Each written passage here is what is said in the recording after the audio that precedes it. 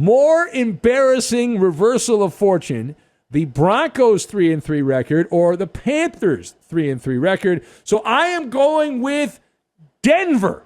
I am going with Denver between these two in the toss-up question. I've got Ghost Ship, DNA, and Calendar app. And we will connect all of these things together and make the Baba Ganoush. We're going to make the Baba Ganoush. Now, first of all, we'll start with the Broncos. 3-0 to begin the year. They played a bunch of tomato cans. It was like a college team playing money games to start the year. You get those easy wins, show up, get a check, lose the game, go home, feel good, celebratory type victories. And they had that. The Broncos played the Giants, the Jags, and the Jets. The doldrums of the NFL, but you don't get kudos for that. But still, you're building towards something, right? Regardless of that, the belief was that it was different. Yeah, they were beating bad teams, but that defense, while they weren't fully back to Orange Crush status, they were headed that direction. And that defense is reliable. You can depend on that defense. And these guys, some big-name players on there, they had been injured, and they were back, and they made some other additions for the draft and whatnot. And so this Bronco team, even though they had played nobodies, they were a somebody. And they were in the winner's circle, and that would be proven correct as the season went on. Well, that has not been the case. The Bronco defense, we'll get to the offense in a second, but the Bronco defense gave up 406 yards of offense to the Ravens. That archaic Steeler offense racked up 27 points and 391 yards of offense. And then the biggest kick in the nuts of all for the Broncos.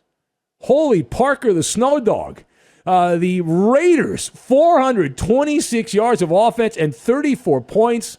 A secondary regularly burned. A highly decorated defensive front not getting pressure.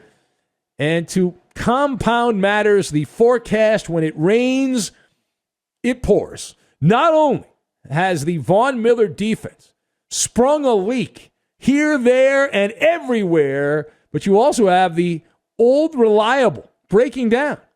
Now, you knew you were not going to get Pro Bowl level quarterback play out of Teddy Bridgewater. You knew that.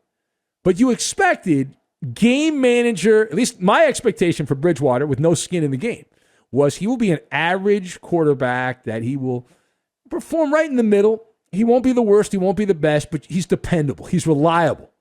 And of late, Teddy Bridgewater has been choppy. He has been choppy Teddy. First time in his career, he's gone 3 straight games with failing to cover the spread. It had never happened before for Bridgewater, 3 games in a row. And Bridgewater is a guy who typically does not turn the ball over. That has been his reputation. He is the game manager. He's conservative, plays it close to the vest. And he has become lately a mistake-prone mess. He has 3 interceptions and a fumble. He did in the game against the Raiders on Sunday. And then you have Uncle Vic coaching for his longevity. Vic Fangio will never be a head coach again if this doesn't work out in Denver because of age and bias against coaches his age. So Vic Fangio's team went out in a game that you looked at and you said everything is indicating that the Raiders are a chaos factory because of what happened the last week. And somehow Vic Fangio's team was outcoached by a ghost ship. And that's what the Las Vegas Raiders are at this point. They're a ghost ship. And yet it was the Broncos who looked like they had a coaching change and they were unprepared for the supposed hated rivals, the Raiders. There's no excuse for that. This is the ultimate of ultimate distractions. John Gruden, email controversy. Gone. See you later. 10-year-old emails all over the place. Lead story, every NFL website, every NFL radio show, every NFL TV program, John Gruden, this, that, and the other. They were in the middle of the frying pan of controversy, the Raiders, and you wouldn't have known it the way they performed against the Broncos, which says more about the Broncos than it does the Raiders. Right? Denver goes out there and rolls over. You are definitely more embarrassing than Carolina. Now, secondly, that does not mean that the Panthers can sit this one out, right? They've also been emasculated. They're just not on the same level as the Broncos. Carolina's incompetence goes back to one guy in particular. He's got the clown makeup on right now, and he's got the clown shoes, and he's seeing ghosts. Sam Darnold. There is no need to go any further. Sam Darnold has turned the ball over 7 times, 6 interceptions and a fumble in this skid of losses. And all that early optimism, all the people piling on saying it was all Adam Gase and the Jets and Jets-itis. And as soon as he got out of New York and he's wearing different uniform, things are great. Well, it turns out you can change the laundry, but you can't change the DNA makeup of Sam Darnold, who's got a lot of suck in his DNA. And he is proven to be the player that it wasn't the Jets' fault. It's Sam Darnold's fault, right? Look in the mirror. Can't depend on this guy. He's a bum.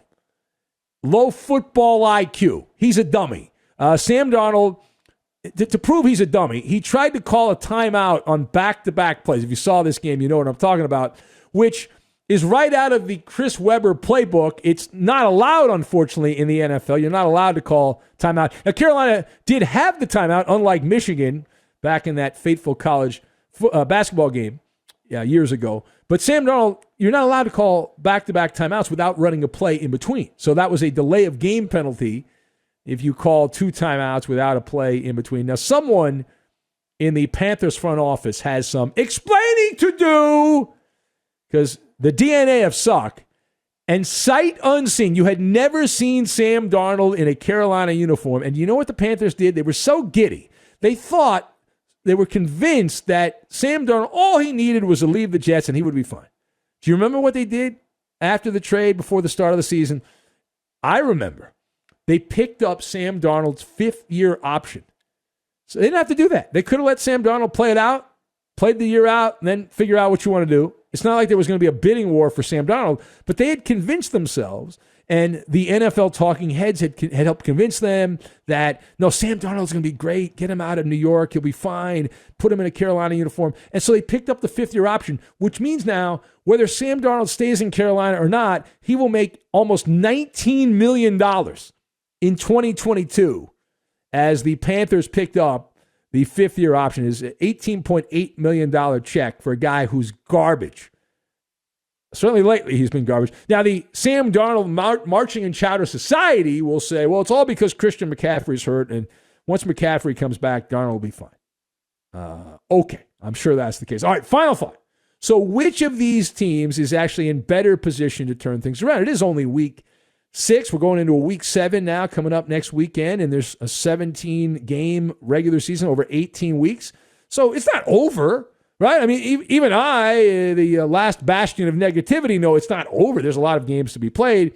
So between these two teams, the team that is in better position to turn things around is actually Carolina.